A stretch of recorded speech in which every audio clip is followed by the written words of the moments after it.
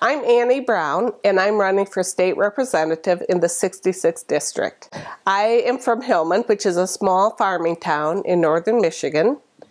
I lived in South Haven for 30 years. My husband Jeff and I have 3 wonderful children. I went to Hope College, and Hope College has a semester in Washington program.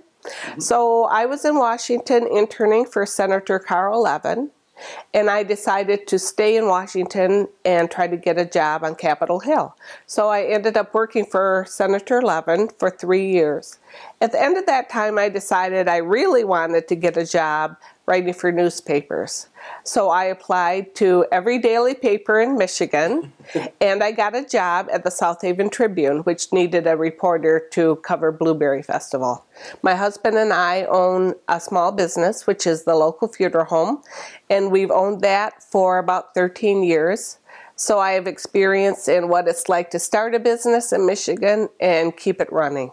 Once my kids were in school, I realized that there was a lack of leadership in our schools, and I decided to run for school board. And after 10 years, I've seen great changes.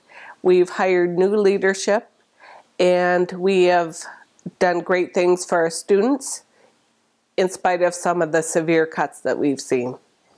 I feel that the leadership in Lansing is going in the wrong direction, because I feel that they're giving more attention to big business and taking tax money away from seniors, from families, and giving it back to corporations.